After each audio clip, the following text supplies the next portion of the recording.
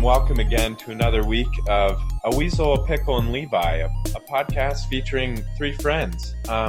This week we are live from China's Jinping Underground Laboratory. We are wearing lab coats and goggles. We're looking like scientists, and we are making some groundbreaking discoveries.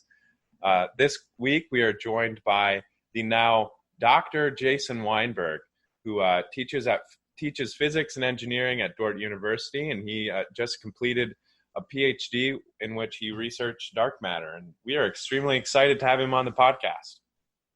Yeah, great to be here. What were your three names again? A Weasel, a Pickle, and Levi. Okay, let me guess who's who. I'm going to go with Parks as the Weasel. No, Nathan is actually the Weasel. Oh, okay. So then the Pickle is Parks. Yes, yep, you got that one. You are, okay. And you are Levi. Yes, funny story. Levi actually, I think it was Dr. Wyenberg, right, Parks? I think so. So last year for our first semester we had you in Physics 1, I think you called me Levi. And so it's stuck ever since then. Yeah. Okay. I'm bad with names. Hey, I get it. You got it down after having you for 3 semesters, so that's okay, what counts. Yeah. Well, with the masks, it's going to be even worse. So. Oh yeah, there's no hope there. Yeah, I mean, luckily Parks will wear a mask, so I don't have to see that mustache anymore. Okay. I shaved it this summer for the first time in Oh, Charlie wants to say hello. Do you want to say hello, Charlie? There's Charlie. He wants to join the podcast. Hi, Charlie. This is just an audio podcast. You don't have video podcasts, right? Yep. Yeah, just audio. Have we invented that yet? Okay. So Charlie's here. You want to say hi, Charlie? They can just hear you, not see you. Hi. And who's in your hand? What do you have in your hand? Beeve. Oh, yeah, they can see us, but they're recording audio for many millions of listeners around the world. Lots of listeners. Oh, yes. All right, but you better go back to bed. Okay, he may be listening for back to bed. Nice. Oh, the joys of parenting. Yes. All right, he's out of here, so. Okay. Well, Professor Wyenberg, I'm probably going to call you just Professor a lot of times. Got to get used to the doctor thing now, but yeah. Would you like to tell us a bit about your research? Actually, to start out, can we start with what is dark matter? If you can even give a definition of that. Sure. Yeah. I always start talking about this stuff, and then my wife tells me to stop talking. So what's the time limit here? You just keep going. Okay, great. Awesome. Yeah. With these Zoom accounts from Dordt, there's really no limit. No limit. Awesome. Okay. Okay. So I'll start with what dark matter is. So I could go back. There's a historical context for what dark matter is in my research that I did. So I can talk about that a little bit. So in the 1930s, there were these astronomers, Zwicky and Smith, and they analyzed some data from galaxy redshifts. So this is, if you look at a galaxy, you can see how fast that whole galaxy is moving away from us by how its light is redshifted. So it's like a Doppler effect for light. But if you look at all the stars of a galaxy, you can see how different stars are moving at different speeds. And if the rotation of that galaxy is in the same plane that you're viewing it on, then the stars on the one side will be moving away from you faster than the stars on the other side. Okay. So in the 30s, this guy Zwicky applied what's called the Virial theorem to the motion of the stars. Has anybody heard of that theorem in physics? No, I haven't heard of that. Yeah, I don't think it comes up until a classical mechanics class. But this is a theorem that any collection of objects that are under the influence of a central force, so all the stars in a galaxy are all pulled together through gravity. If you let a system go until it's into kind of a stable state, then the average kinetic energy will be 1/2 the average potential energy of the system, or vice versa. I can't remember. But anyways, it's a robust theory that's well proven, and there's an easy proof to show it. And so he looked at the luminous mass and found that the average potential energy of the stars in the galaxy from gravitational pull on them, he used that to determine what the average kinetic energy was, and then the velocity distribution of the stars. And long story short, he found that the stars were moving much faster than they should be. So like they should have escaped the orbit of the galaxy. So there's billions of stars in a galaxy. They're all kind of pulling on each other. And we'd expect them to be moving at a certain speed due to the amount of matter we know is there holding them in place. But they seem to be moving a lot faster. So it pointed to something beyond the standard model of physics going on, meaning there was either some additional mass in the galaxy holding them there, or gravity didn't work exactly like we thought it would. So far, does that kind of make sense? Yeah, some large amount of mass so that the gravity would be strong enough to hold the stars in? Yeah. So it seemed like they thought there was X amount of mass, but from the data from the star's velocity, there was like 3 times that much or 4 times that much mass. And so it wasn't just a negligible difference, it was a big difference. And we couldn't see it. Like we thought X amount of mass because that's what we could see, but then so there's something there, something else was going on. Yeah. So then there's a long period where lots of other clues pointed to it.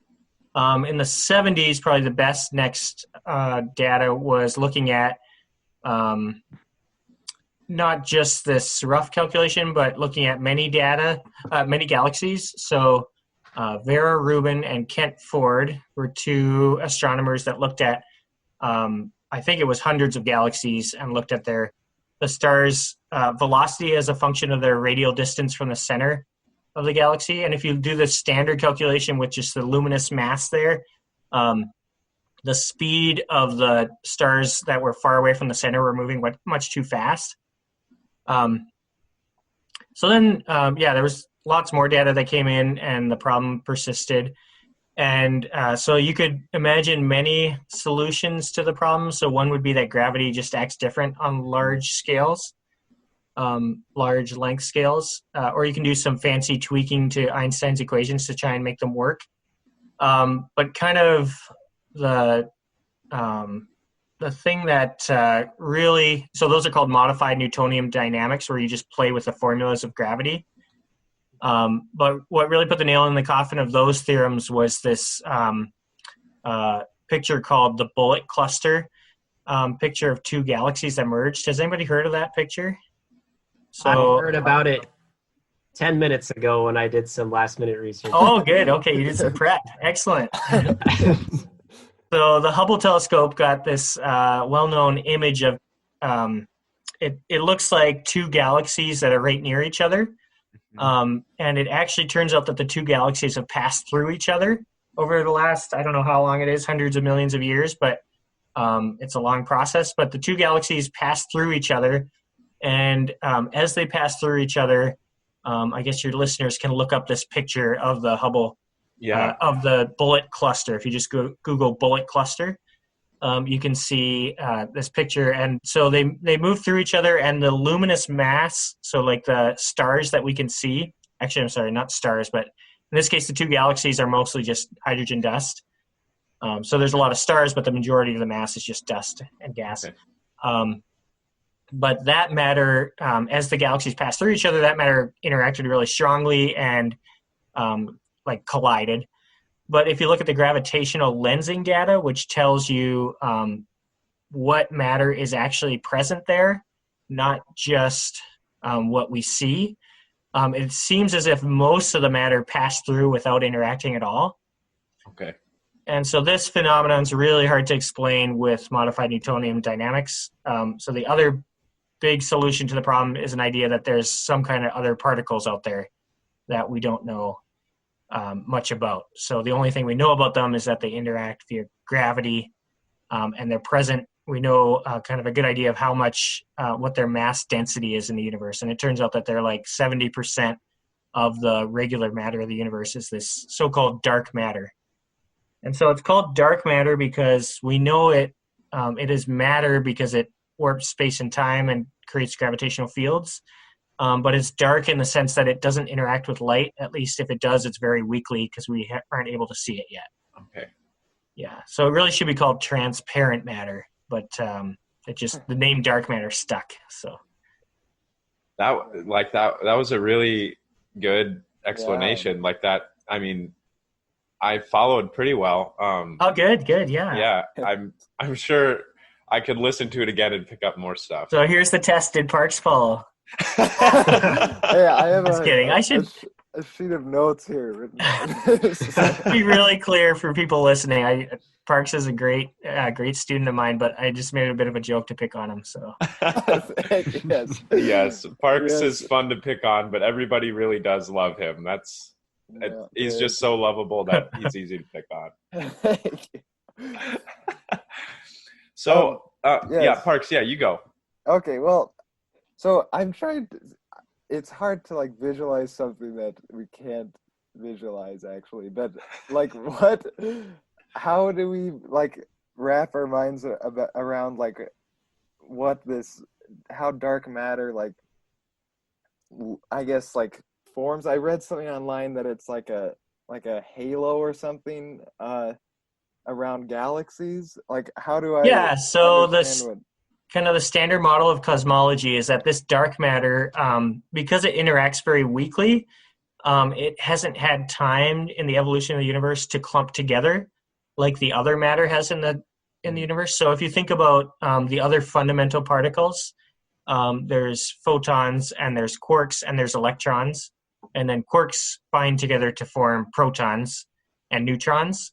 So kind of the fundamental particles that are flitting around in the universe when it first formed are protons, neutrons, and electrons, and photons, and then some other particles. But those particles interact pretty strongly. So electrons and protons interact via the electroweak force, so they're attracted to each other. So you can imagine that they would clump together much faster because they have these strong interactions than dark matter would. So what happened is all those particles, they've had enough time to kind of collide with each other and form things like stars and planets eventually, and dense regions. But the majority of the matter is this other type of particle, or it could be several types of particles for all we know, but say it's one other type of particle. And since that particle doesn't interact very much, it makes sense that it wouldn't kind of clump together at all. All the particles would kind of just do their own thing. And so the only force pulling them together is gravity. And so they get pulled. They form kind of the gravitational wells, they call them, that everything else gets sucked into on a grand scale. So like they don't lump together on very small scales like stars, but they do. The dark matter particles have lumped together in the sense that they've formed galaxies. And so if you look at the profile of dark matter's density in our galaxy, it's just very widely spread out everywhere. So there's a lot more of it, but it's just so diffuse that it's so hard to see it because it just hasn't clumped together at all. And so what you said was a halo model. That's like, it's basically it's just like an elliptical shape, like a spheroid kind of thing that is very large, bigger than, it kind of extends quite a bit beyond, I think we imagine, we don't know for sure, but beyond what the visible matter does in our galaxy. And then so far, every other galaxy we've observed seems to have dark matter. There was a rumor a few months ago about some astronomers thought they found a galaxy without dark matter, but I guess I didn't follow up on that. I think maybe it was debunked, but I'm not sure.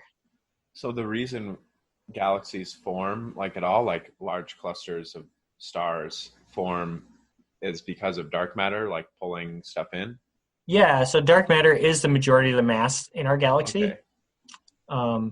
But it just hasn't, it's kind of clumped together on the scale of a galaxy, but it hasn't clumped together on the scale of small structure like stars. Okay, yeah. small, relatively speaking, on the level of galaxies and stars. Yep. So how do we study this? It's a really interesting phenomenon. So the only thing we really know definitively is its kind of mass density, and there's lots of uncertainties on that too. But if you look at like the speed of the stars is a function of their distance away from the center of the Milky Way, you get a good idea of where all the mass is that holds them in. The WMAP survey, I think there's a satellite that's trying to survey, it's something like 1% of all the stars in our galaxy, and that's still like 1 billion stars, so it's a really daunting task.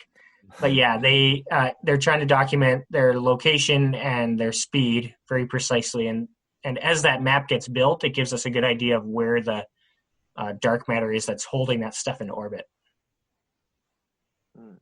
And in orbit, I mean by like the orbit of the stars around the center of our galaxy. So,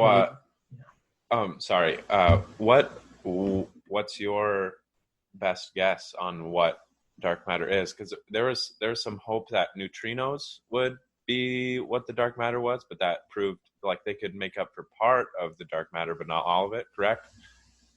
Yeah, so before I kind of give you an answer on that, I can give you kind of some more information on how you look for dark matter. Okay. So, if we know that the dark matter is there, we can try and put together models of what it is. And based on your model, whatever model you put together of what it is going to make predictions about what you should see in the universe. And then you look for those predictions.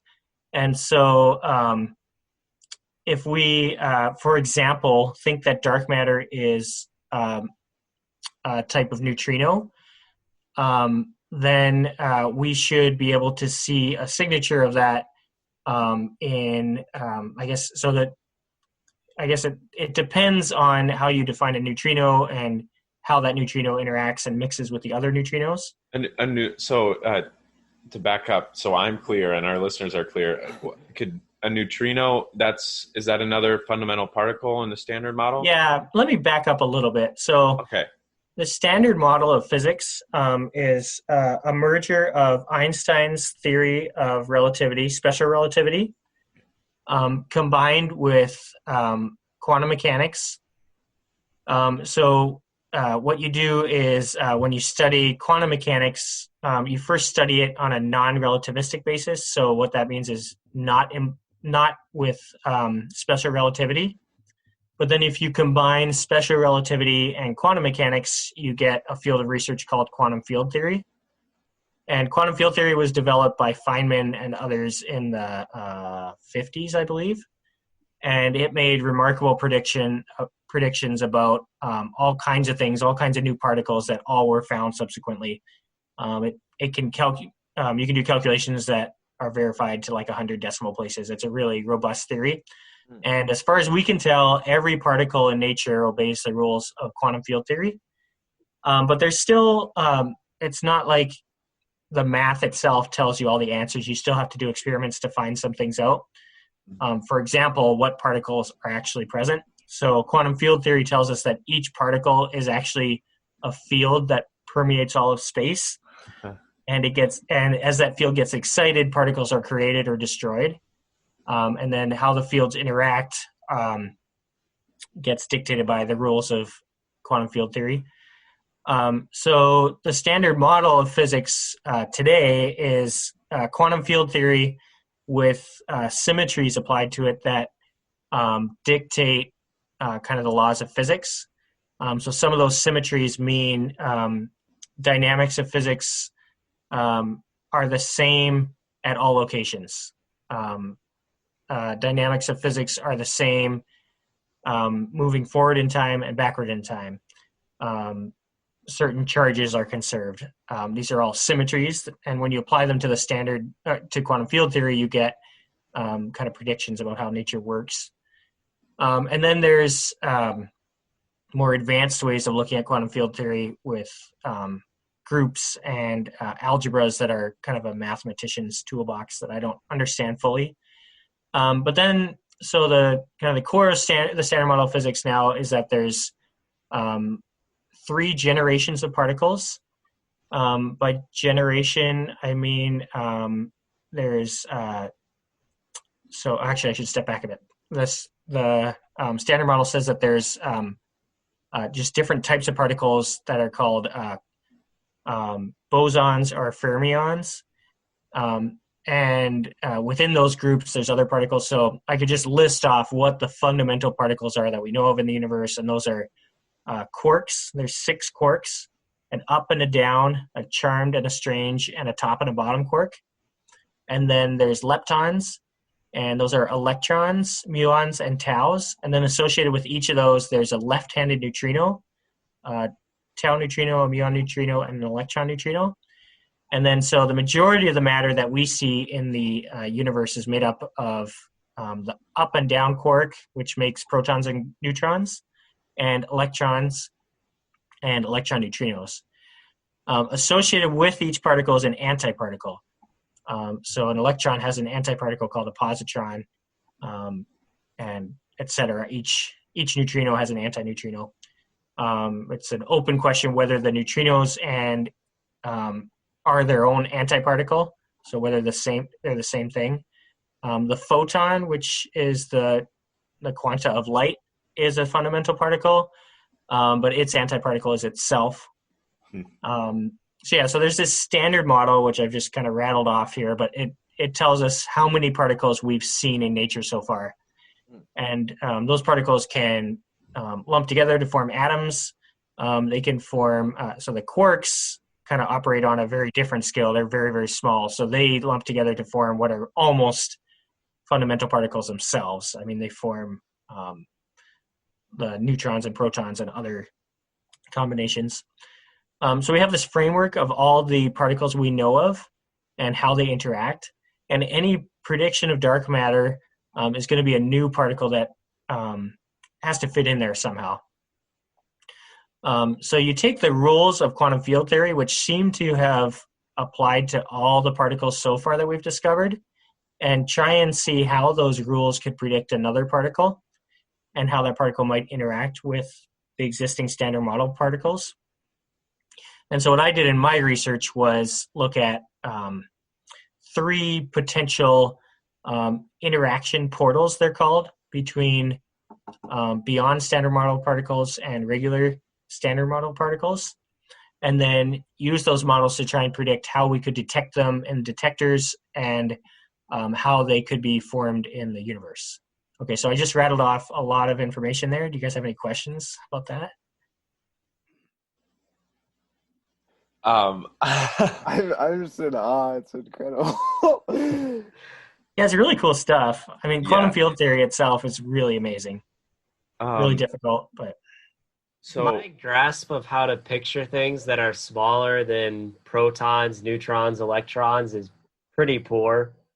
So all those different types of smaller particles that you're talking about are like, I'm trying to fit those in with that relationship. So those are made out of those smaller particles? Yeah. So the interesting thing about, electrons are, they are a fundamental particle that is part of quantum electrodynamics, it's called. So it's a field of, basically there's one field that is the electron field, and it gets excited to create electrons, and it can create antiparticles, which are positrons. And the mediator particle, which mediates the force of electrodynamics, is the photon.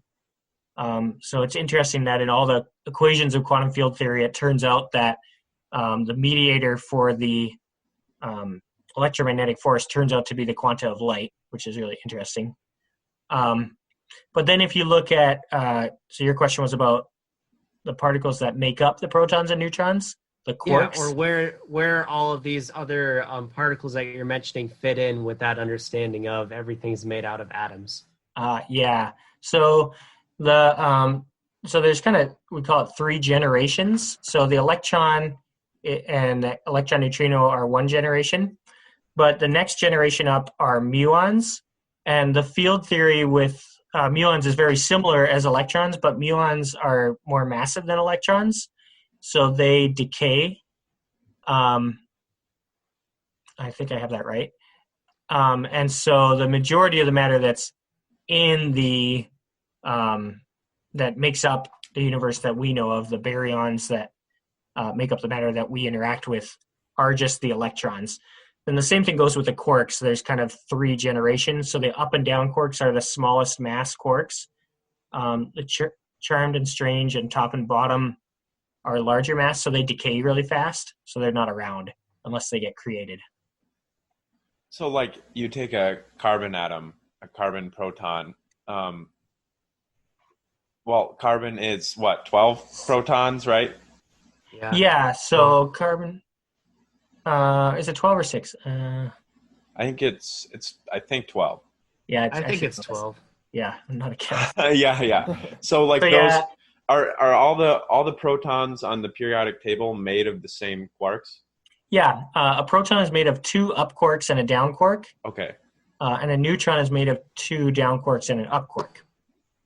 So the up quark has a charge of plus 2/3, and the down quark has a charge of minus 1/3. And so what that means is if you put 2 up quarks together and 1 down quark, you get plus 2/3, minus 1/3, you get a charge of plus 1. Okay.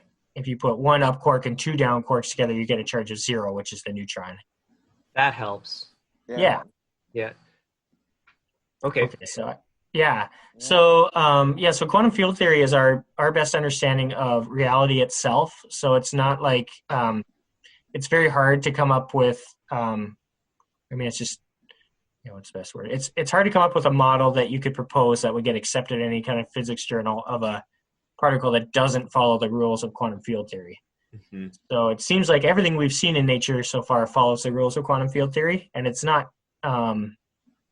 like quantum field theory is something in addition to nature. It's kind of the fundamental rules of how nature works. So if we're trying to propose a new particle, we're trying to propose a new field in the context of quantum field theory. Okay. And so you can propose any new models you want, and then so the model that I proposed, one of them is that dark matter could just interact with electrons through some mediator particle. But once you propose the model, then that model also makes other predictions. So it makes predictions of might predict particles being created in the sun. It might might predict extra particles being created during the early universe that affect early universe formation. So all the kind of all the predictions that your model makes have to be tested to see that you're kind of on the right track.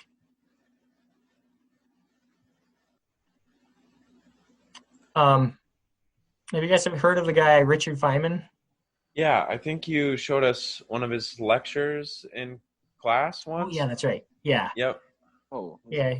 The Feynman lectures are kind of famous in physics. So, Mm-hmm. but he was the guy that really was one of the fundamental founders of quantum field theory.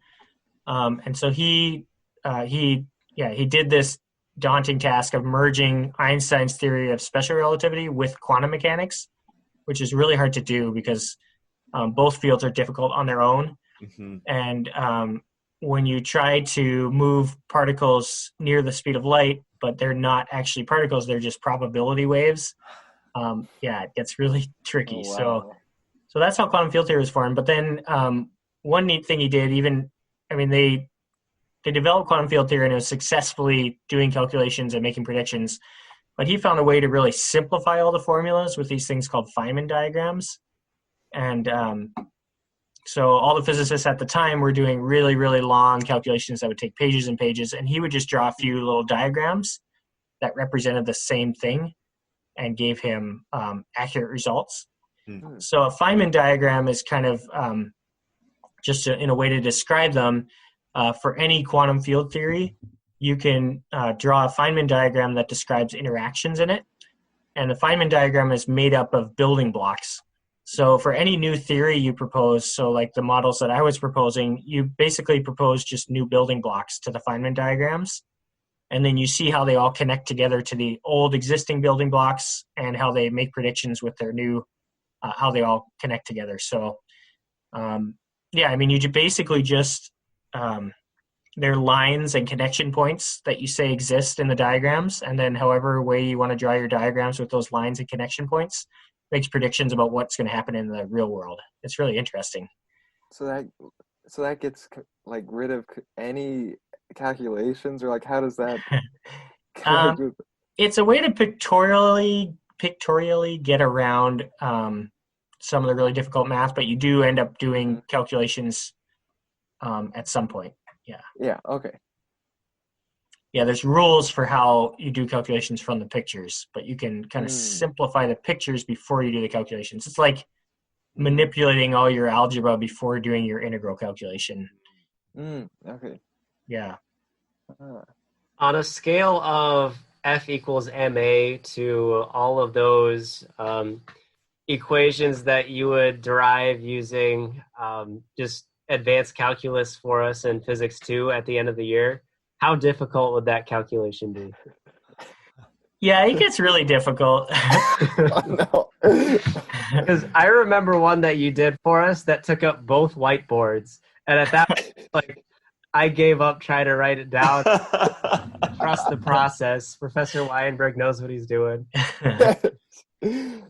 Yeah. So to give you an idea of what you're doing in these calculations, so with those, so we were doing like charge distribution calculations. So you're doing like an integral over space. Mm-hmm. But with quantum mechanics, you do this process where you propagate events from one space-time coordinate to another. And to do that calculation, you have to do path integrals in a space, and you have to do an infinite number of path integrals because you have to look at every possible path that a particle could take. So this is the kind of stuff that you have to do that's really difficult until you figure out how to do Feynman diagrams. Wow. That's crazy. And it's it can get really crazy. So then, the quantum field theory is like a really, really involved field of study. So I took 2 semesters of it, and there's this kind of famous book by Peskin and Schroeder called An Introduction to Quantum Field Theory. So the book is called An Introduction to Quantum Field Theory, and it's a really thick book. And in 2 semesters of a graduate course, we got through maybe a quarter of it. So, oh my goodness. Oh no. Yeah. And then, so what gets really interesting is, so you probably heard that we don't have a grand unified theory. And that's, so we can't get quantum field theory to agree with general relativity. Is that the big problem? Yeah, that's exactly right. So Einstein's theory of special relativity is for inertial reference frames, meaning things that aren't accelerating. His theory of general relativity is a theory where things are accelerating, but he shows that acceleration and gravity are the exact same thing. They're a warping of space-time. And so if you try and turn on quantum field theory in a general relativity context, you're no longer doing the calculations on a fixed stage, so to speak. General relativity, by its nature, is looking at warped space-time, so space and time curving. So you'd have to try and apply the theory of quantum field theory to a warped space-time. But apparently the math, I've never gotten that far, but the math falls apart when you try and do it. No one's been able to successfully do it, but there's theories that seem to be promising, like string theory. Yeah, string. Yeah. Professor Wyenberg, have you watched the movie Arrival? Because that's what that reminds me of. Oh, yeah, I think so. Is that with I can't remember her name. Amy Adams, I think. Amy Adams? Yeah, that's right. And the aliens that they communicate with. Yeah, I remember just circular time, and they teach that too, and that's what that reminded me of. Yeah, that was a good movie. I like that movie. Yeah, it's a good movie. There we go. Yeah, we talked about quantum field theory, and Nathan's like, oh, so a movie with circle time. Oh, there we are. Yeah, Parks is showing. Hey, wow. It's right there, huh? Yeah. So I feel like I just kind of rambled and I didn't make it very clear to your listeners, but no, that's I don't really care if they understand. This is fun for me. This podcast is the most for me right now. do you want to talk a little bit about where you did your research, like what that looked like? Yeah, my research, well, I did it through the University of South Dakota, but I was working with a theoretical physicist. He's actually at Virginia Tech. He started at University of South Dakota, but left after a year, so I kept working with him. I mentioned that it was on theory because that's a little different than experimentalist, because there's kind of two broad areas of physics: experimentalists and theorists. Mm-hmm. I guess that's one way of dividing it up. But anyways, all the other profs at University of South Dakota are experimentalists, because they do research that is associated with, there's a lab in South Dakota at the Homestake Mine out in Leeds, South Dakota, I believe. So it's an underground lab, so it's an old gold mine that they converted to a lab, and the importance there is that they want to put detectors deep underground where it's shielded from cosmic rays. Are muons the big thing that Yeah. affect the measurements? Yep. So there's lots of different particles that are showering down on the Earth, and if you go deep down enough, then you shield a lot of those. Mm-hmm. So there's experiments going on there, and so a lot of the research that's done at USD is just how to build those experiments and operate them. My research was with a theorist, so he's not in the technicalities of the experiments. He's in how to interpret the data and come up with new models that fit in the theory. But there's all kinds of these experiments around the world. So there's one in northern Minnesota. There's one in Canada. There's one in Italy. There's probably many around the world. Mm-hmm. And then there's one in China under the Chinese, under the mountains, because they have a highway system that goes through the mountains in one area, and there's actually a really nice space under there where they put an underground lab that's really accessible, because instead of going down a mine shaft, you can drive a big truck in and take experimental stuff in there. So the really big experiments can be built in there. So I actually got to tour that facility because there was a neutrino conference there in China, and it was kind of put on in association with this research group that was doing an experiment there. So 2 years ago now, I guess, I went there for this conference, and then we went underground and looked at their experiments. So that was pretty cool. Oh, nice. Yeah. Looked at the Three Gorges Dam, right? Yeah, that's right. So you guys are really impressed with that. Yeah. Yep. Very cool. Yeah. We so are the biggest in that hydroelectric lab dam. for this podcast, correct? Yes, That's right, That's yes. where we're at right now. I get it now. Yes. Can you add some water dripping noises or something? Yes. Mr. Wyenberg, can I ask that? I don't mean to go, I guess, back to dark matter, but I wanted to ask, I don't really, so I thought about this, but what do black holes do to dark matter? Or do they interact with, how do they? Yeah, so black holes, this is kind of getting to that question of that we don't understand how to merge general relativity and quantum field theory, but black holes are like the ultimate kind of, I don't know, example of general relativity. So it's when mass has come together in a region so dense that it's warped space and time, that it kind of folds in on itself and creates an area where if something goes in it, it can never come out. So black holes actually, so I guess how they fit into the picture of dark matter, I guess historically there was a point in time where we thought maybe black holes were making up the missing matter in our galaxy. So maybe there was just a lot of black holes around that we couldn't see. But I think that's been definitively ruled out just by more and more data that's been taken. It seems like there's not that many missing black holes out there, because we know where there's black holes from gravitational lensing, like how it warps space and time, and other effects. So in that context, and then I guess how you kind of asked the question was, what would happen if dark matter fell into a black hole, maybe? Yeah. I guess we assume dark matter is kind of like any other particle, so it would just fall into a black hole. Yeah. And we'd never see it again. So. Okay. Yeah. Okay. Yeah, so some other interesting aspects of my research. I also did a little bit of work with neutrino research because when you're proposing a new model for dark matter, you want to propose how you could potentially see it in a detector.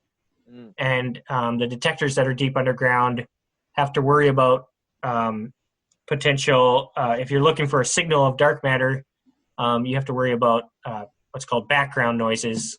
So some other kind of so-called dust on the lens. But if other particles are interacting in your detector and you think they're dark matter, you're going to have a problem. And neutrinos are kind of the worst background to deal with because we can't shield against them.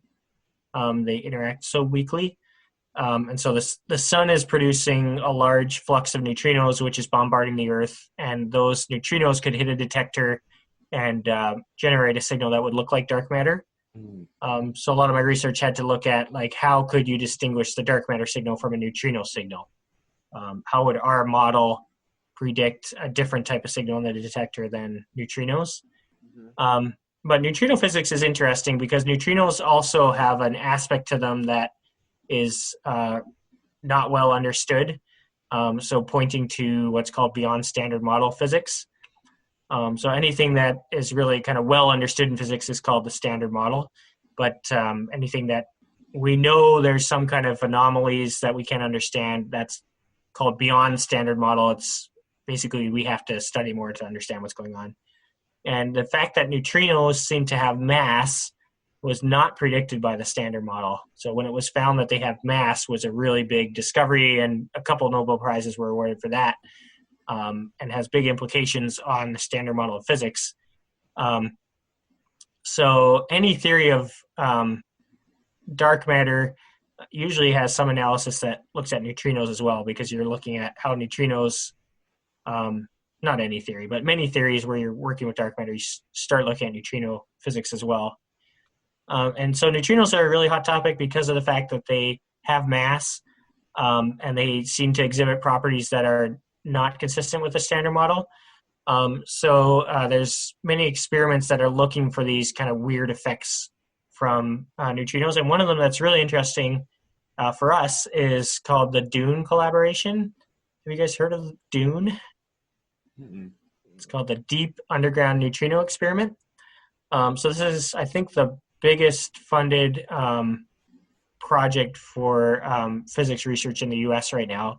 And what they're doing is they're creating an experiment where they're creating a flux of neutrinos at one location and then many miles away measuring that flux again.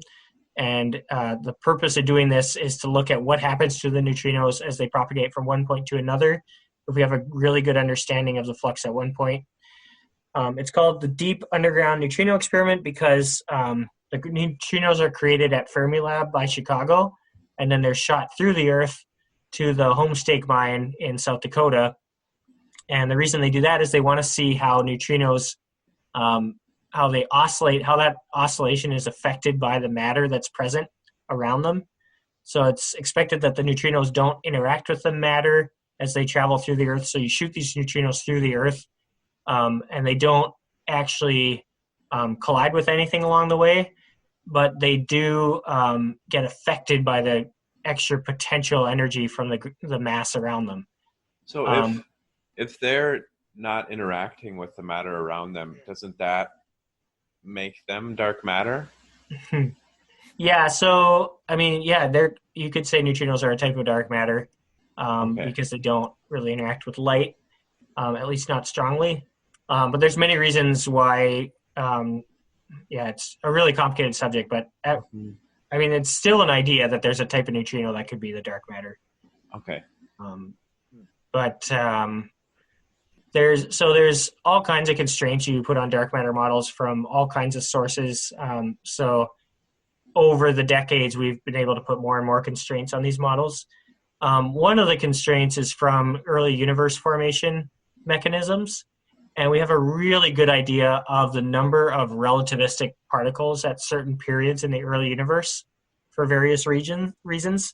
And it seems like there were likely 3 relativistic particles and those are the three types of neutrinos at this one point in time in the universe. So if there's a fourth, you'd have to try and explain why we think there's only three. Okay. So there's still models where there's a type of neutrino that could be the fourth type of neutrino. Okay. Neutrinos are really weird because they have a mass. So it was, for a while they thought they were massless like the photon. But when it was found they had a mass, the mass was so small, like many, many, many orders of magnitude smaller. So like the upper limit on the mass of the neutrino is something like a couple electron volts. In energy units. And if you compare that to, so I'll give you some context. Using E equals mc squared. Yep. Okay. So, but just to give you some context, the electron is 511,000 electron volts. And then the quarks, when bound together, are about 2,000 times that. So it's kind of weird that neutrinos have such a small mass, but there's ways to kind of predict why they have that smaller mass with certain models. So where was I going with all this? So yeah, could neutrinos be the dark matter? They could be in some models, but yeah. It's a complicated story. So could it be that dark matter is just like very, very small mass stuff that we can't detect right now? Yeah, so we can put so any model of dark matter is going to have a bunch of parameters to toy with. So one would be the mass of the particle. One would be its interaction strength, and so there's the mass of the particle, how strongly it interacts, and in what way it interacts. So does it interact via the weak force or the electromagnetic force? Those kind of questions you ask. And then, so like the models that I looked at, you have to look at the parameter space that's defined by your model. So the mass and the coupling strength or the interaction strength, and then use the data you have from other experiments and from astrophysical data and early universe calculations to put constraints on that model. So you have kind of an XY coordinate, like a plane, which is called your parameter space, and you try and exclude regions of that where the model could not fit. And when you exclude all the regions, then you know that model is just not going to work. Yeah. There's a kind of a relevant energy scale that's kind of well known, which is the GeV energy scale. That's so saying dark matter has a mass on the order of a GeV. That's about the mass of a proton or neutron. And actually kind of within several orders of magnitude of that, so even 1,000th or 1,000 times bigger. But that range is important. So we know, I should step back a bit, we know kind of the mass density in our galaxy of the dark matter, but we don't know the individual particles' mass themselves. So whether it's, 1 million particles of one mass or 1 billion of a smaller mass or 1,000 of, and my numbers are way off here. I mean, it's trillions and trillions. So we know the mass density, but we don't know the mass of the particles. So whatever prediction because you don't know the number of particles? Yeah, right. And so we know one of those three numbers, so the mass density, the mass of the particle, and the number density. So once you make a prediction for what the mass of the individual particles are, then you know what the number density is in the universe or in our galaxy. So if the mass of the particle is much higher, that means there's less of them around. So it's less likely they would actually hit our detector. So it would be hard to see them. So if the mass of the particle is much smaller, then there's many more of them around, and it'd be more frequent that they would hit our detector. Okay. So so this parameter space of the mass of the particle is important, because if we say the particle is very, very small, then we say, well, then it's likely it would have hit our detector by now. So we can exclude that parameter space. Small in the sense of mass. Mass, yep, right. Okay. But then the other thing you have to play with is each individual particle, then, if they're smaller in mass, each individual particle may be too small to be able to actually deposit any energy in your detector. It's kind of like your detector has all these little atoms, and they're all like bowling balls. And if the dark matter is another bowling ball in size, it can hit one of those and give you enough energy that you can see. But if it's like the size of a ping pong ball, it's going to be really hard to see it, even if there's many of them around. That is a great analogy. Guys, Yeah. I hope you understood that one. Yeah.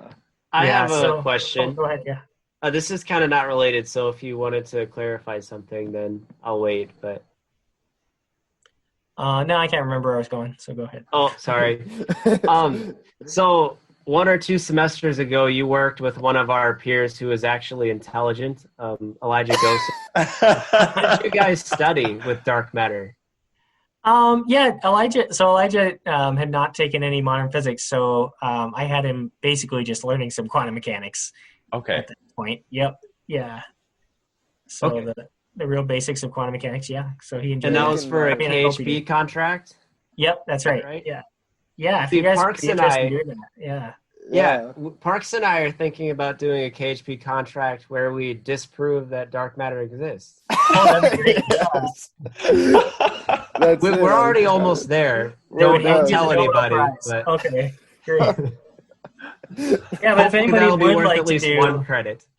so if you'd be interested in doing some research with me, I do have lots of kind of loose ends of my research and kind of new areas to look at that would not involve like a complex understanding of quantum mechanics or anything. But Yeah. Okay. That's That good. sounds really interesting to me. Yeah.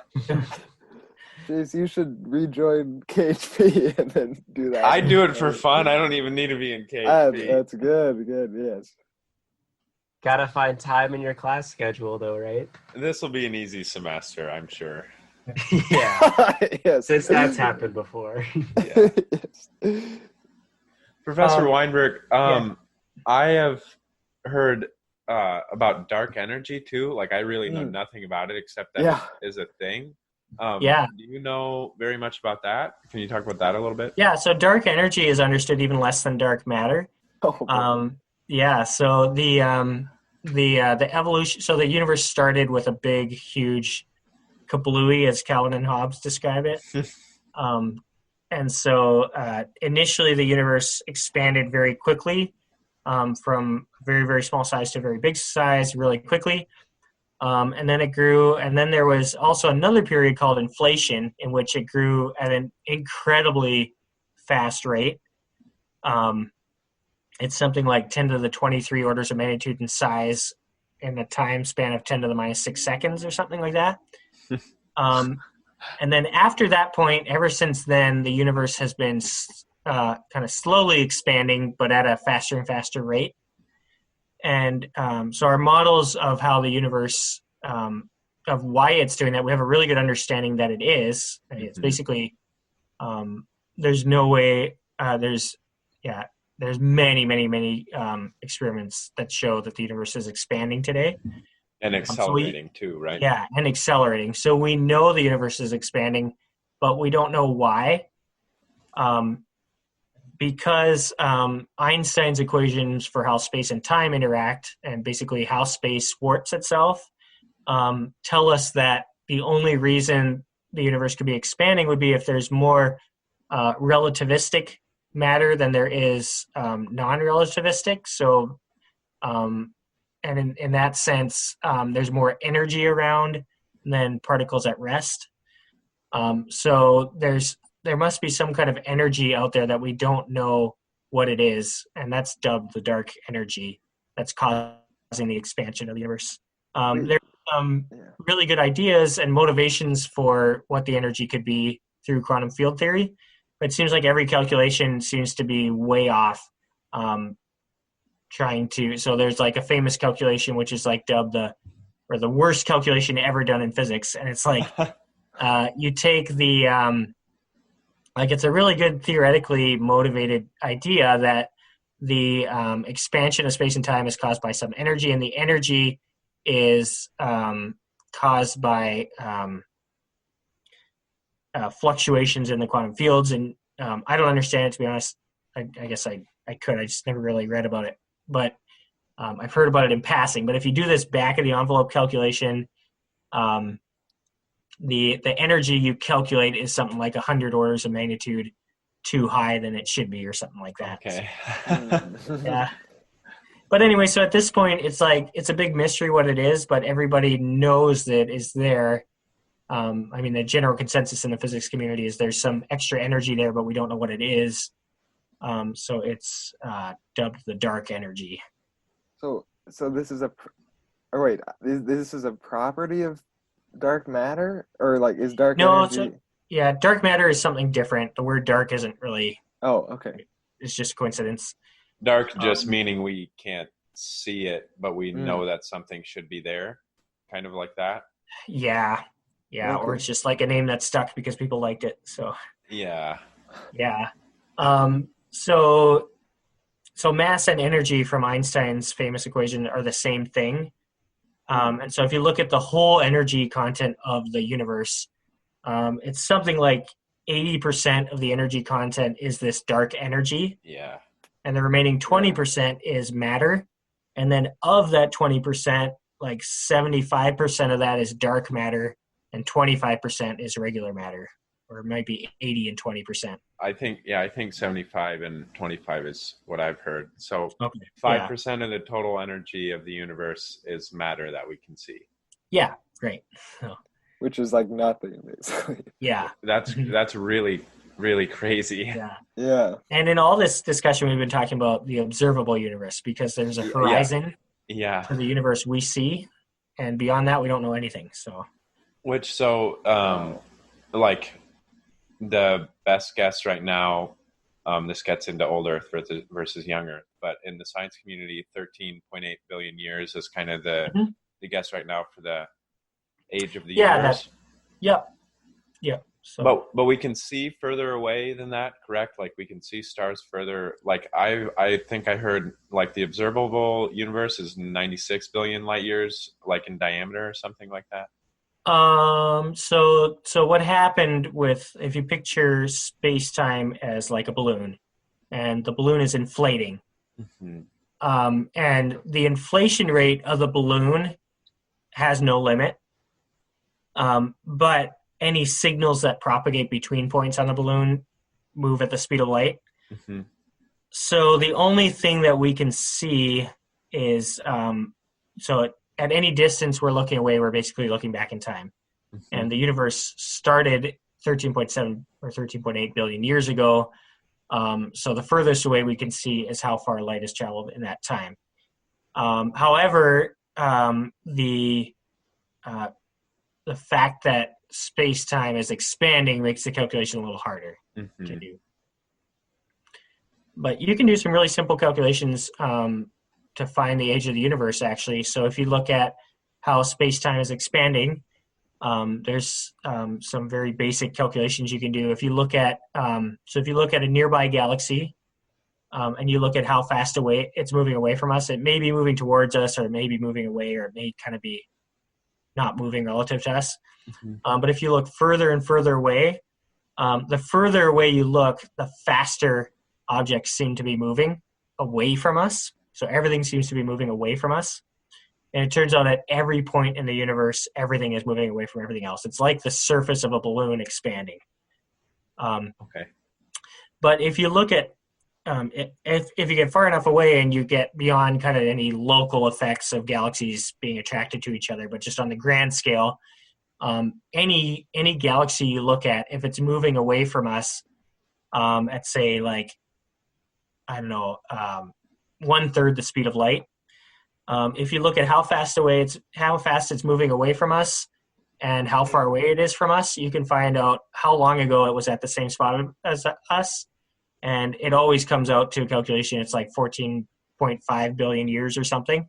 Okay.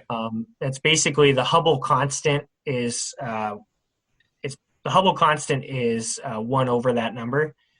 So the number you get is slightly older than the actual age of the universe, and that's just due to the fact that it hasn't been a smooth expansion. There was this initial inflation that was really fast.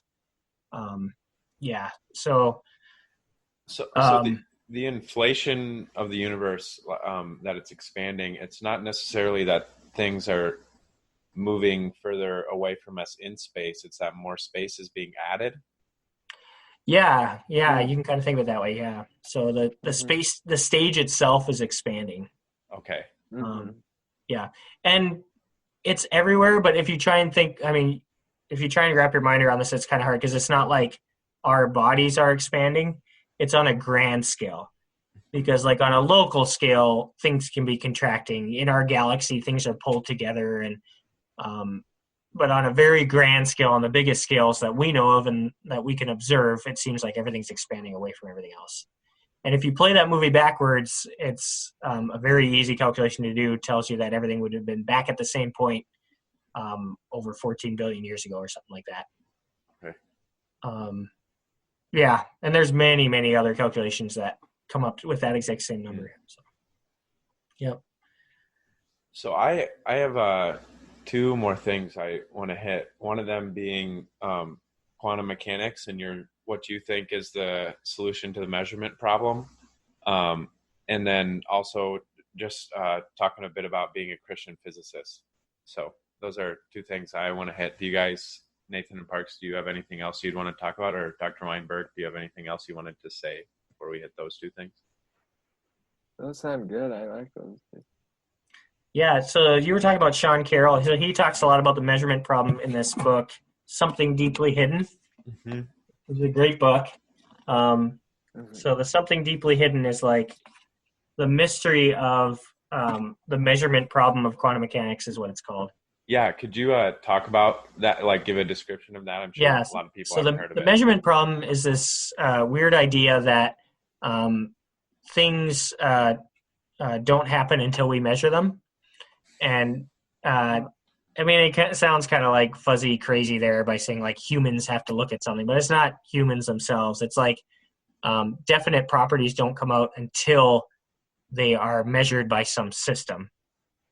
So if the famous example is if you shine a laser on two slits in a screen and they're very close together, the light from that laser can go through either slit separately. And if you don't look at which slit it goes through, it seems to go through them both. But if you look, if you try and make the observation of which slit it went through, then it seems to choose one of them. And it may be like a 50-50 chance which one, but it does go through one of them definitively.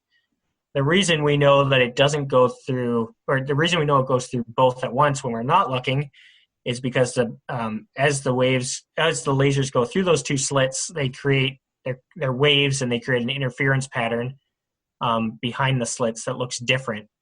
So if you, so what's really weird about this experiment is that if you try to, instead of use a laser, you use single particles, so single photons, or you can do it with electrons, and you set up this experiment where you shoot them one at a time, and then you look at their, you shoot these particles one at a time, and they can go through either one of these two slits and then hit some kind of a detector beyond.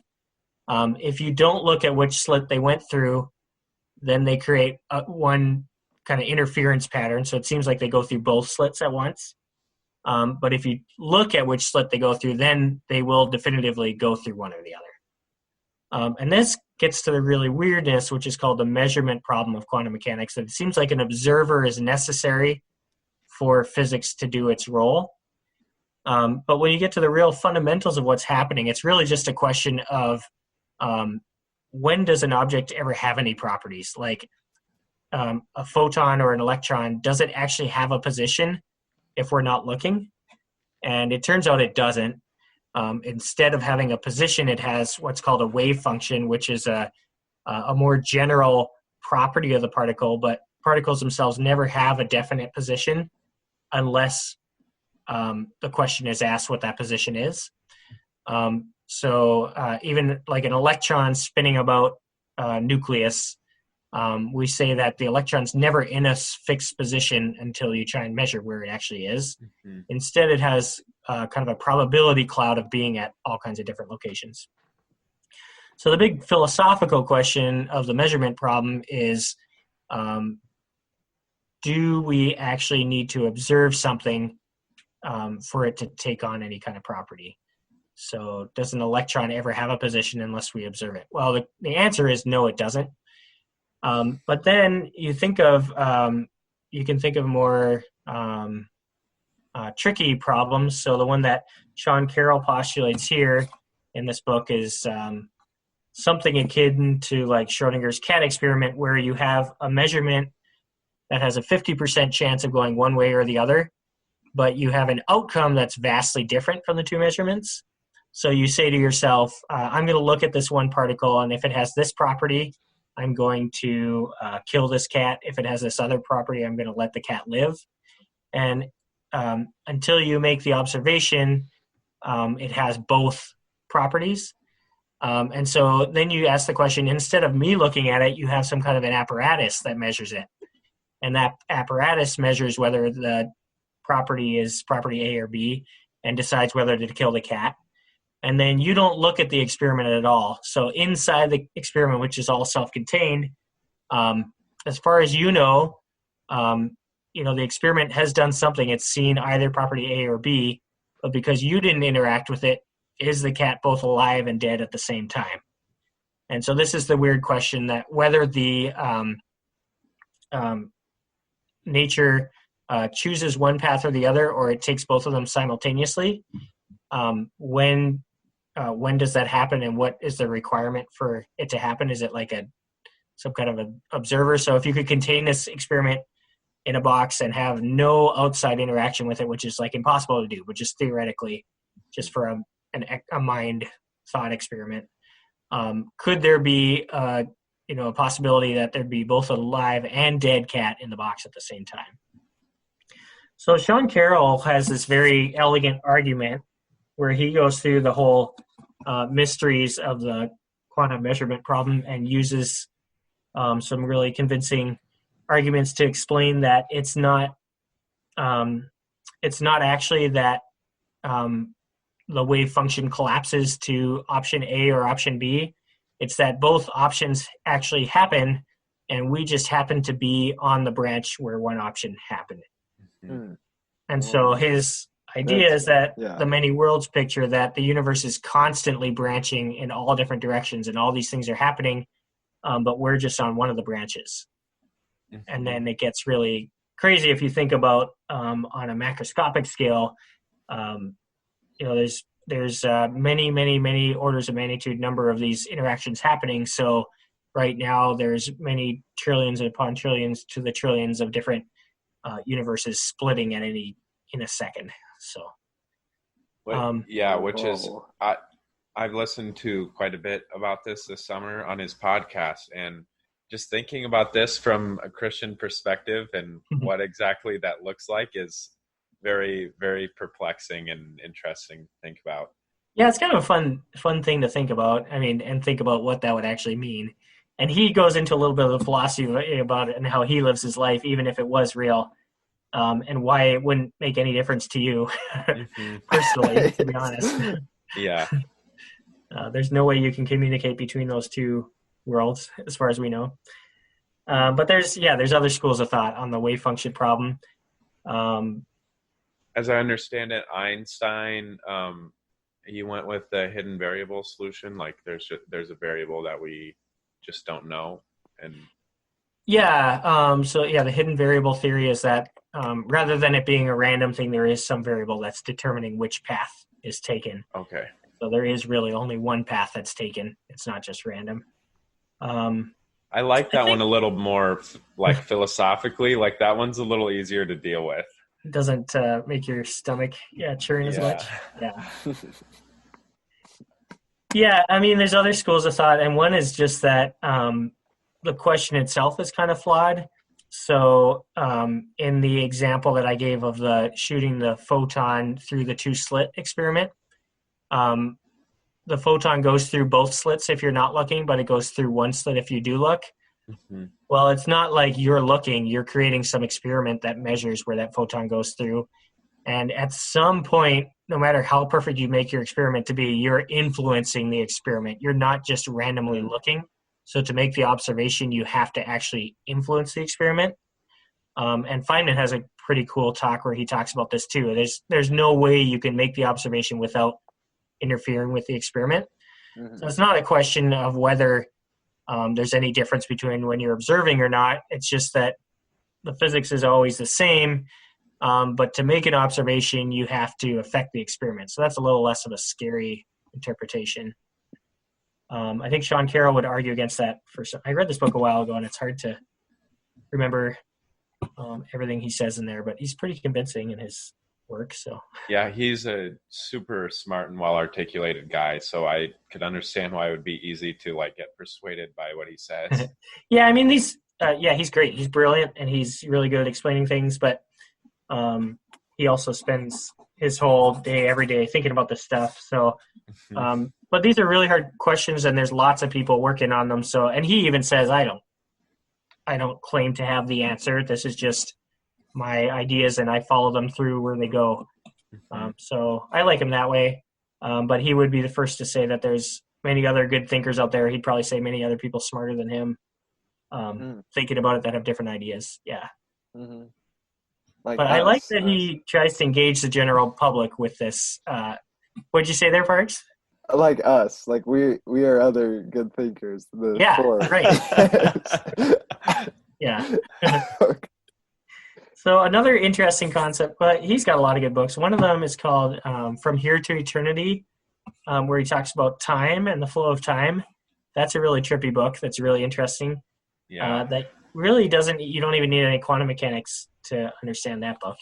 I think he might talk about quantum mechanics a bit, but just looking at nature itself and trying to think about what is time itself. That's a really good book. So that's my favorite book by him.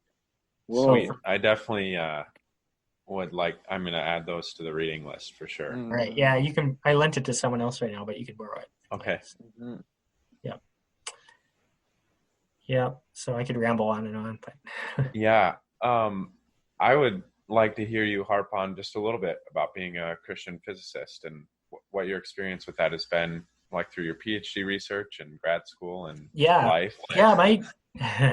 Obviously. So I went to Dordt. So I did my undergrad at Dordt. And then I didn't do a master's. I just went right to a PhD program. So the only other school I went to where I did physics was at University of South Dakota.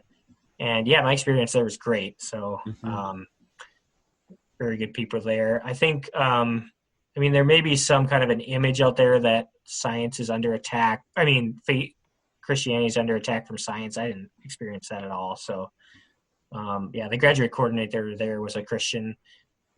We talked about our beliefs. So, I think there's some questions that some people find a little difficult, like the young Earth versus old Earth.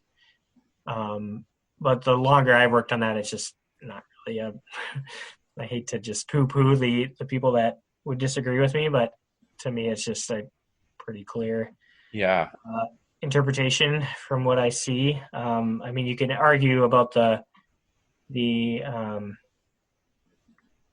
implications of what I'm doing, but you can't argue with for example, the little calculation I said for you look at the stars that are moving away from us and you look at how fast they're moving and how far away they are, and you get the same number for how long ago they've been on this point. Well, you could say that violates some held beliefs on a young Earth creation, but the question then remains, why are they moving that fast?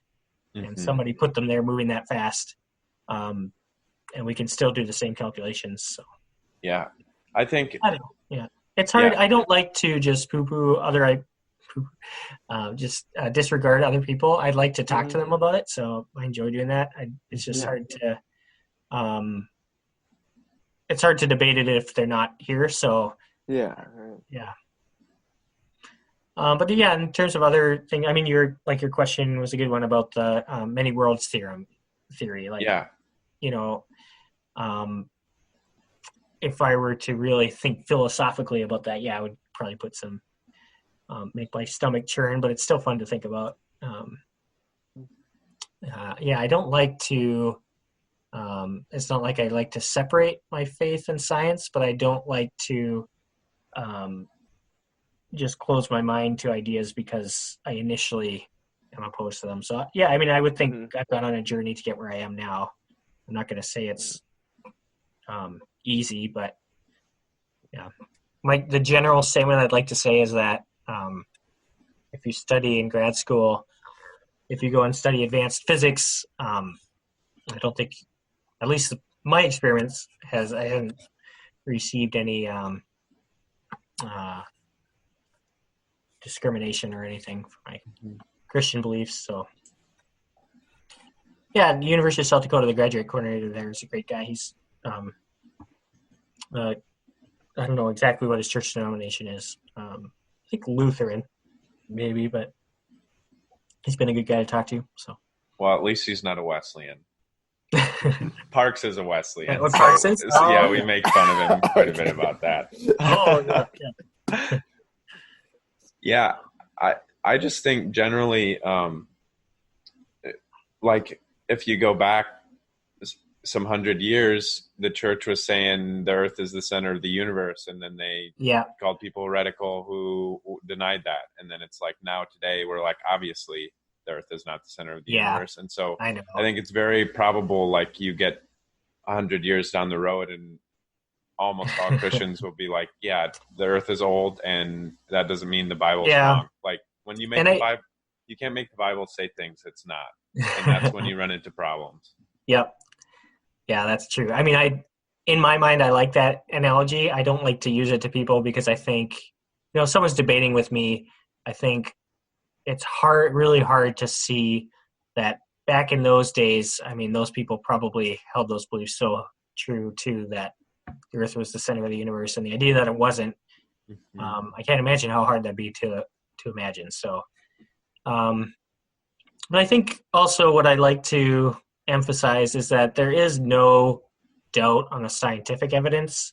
If you want to make some argument on whether you should believe the data that we are experiencing through sight and sound, and like the data we're taking as scientists, I mean, that's a debate you can have, but I think that the people that try and come up with some explanations that the earth is young based on saying there's some science that says it is false. There's everybody who studies this stuff knows the earth is 13.7 billion years old based on the science. So if you want to debate whether the science, whether we should really believe the science, that's a philosophical question.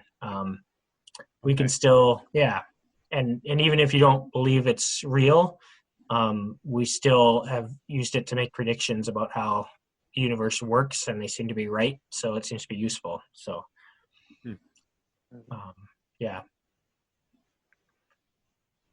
but also I don't like to just reject people's ideas without talking to them about it. So I'm happy to talk to anybody about it who has any questions about it.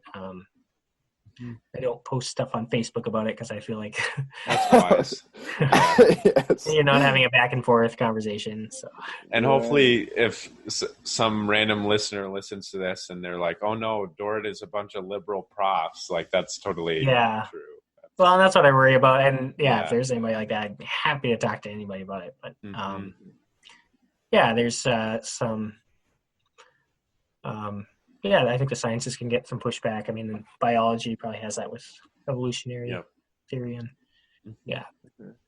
I mean, to me, it's just really wondrous when you study this stuff, how it all works. So it's kind of hard for me to imagine that it just miraculously worked out to show us these really cool things and they're wrong. I don't know. I listened to one of Sean Carroll's podcasts this summer, one he did just by himself, and he talked about the question, why is there something rather than nothing? Like, why does the universe exist at all? And his basic conclusion, like the thing he finally came to, is it's a brute fact. The universe just is. It's eternal. You can't ask the question of it. Like, you can't ask why. It is the fundamental thing. It just is. And in doing that, in my mind, he's just making the universe into God. Like we say God just is because he's the eternal being outside of the universe. But instead he's saying the universe is the eternal thing that just is. And so both views take faith to me. And I think the evidence for a creator and Jesus being a historical person who lived and died and rose again are more than enough to make me have faith in a God and a creator. And I think it takes more faith to hold that the universe just is on its own. Yeah, Sean Carroll is well-spoken, thoughtful atheist. I think he's not, he's not out to get anybody. He just says what he believes. So Yeah. So he's good to listen to. I think absolutely. I would hate that people would be afraid to listen to him, like to get persuaded. I mean, like afraid that he's going to lead them astray or something. I think he's a valuable guy to listen to, and I appreciate his work. So, yeah, I found like there definitely was a fear in me to listen to that stuff. Like, oh no, like what if I can't get over these ideas? But actually, it's just been really like strengthening to my faith that actually once I listen to what he has to say, it's like, oh, like what I believe definitely makes just as much sense, if not more, to me than what he is thinking too. So yeah, it's encouraging, and it's good to be able to talk with people who believe differently than you. Yeah, great. Yeah, for sure. Yeah. So to have an honest conversation, it's good that we can talk with. Well, I mean, we're not talking to Sean Carroll, but we can interact with his work and. Yeah. Well, Dr. Wyenberg, doesn't that sound really nice, Dr. Wyenberg? Oh, yeah. It has been an absolute blast to have you on this podcast. I look forward to seeing you on campus in a couple of weeks, and thank you so much for coming on. Yes, thank you. It was fun. Yeah, thanks a lot, guys. It was wonderful. Yeah. I should mention too, we have a new physics prof named Jason also. Oh. Dr. Ho, so you'll see him around. So nice. I thought maybe I'd ask if he could be on here too, but maybe you could interview him on a later. Yeah, maybe. Yes, I'm down for that.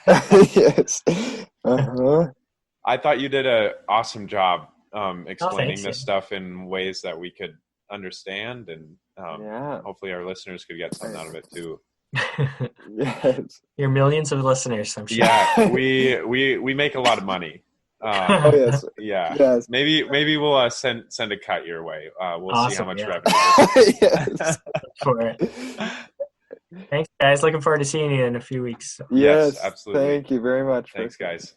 See ya. See ya. See ya. And until next time.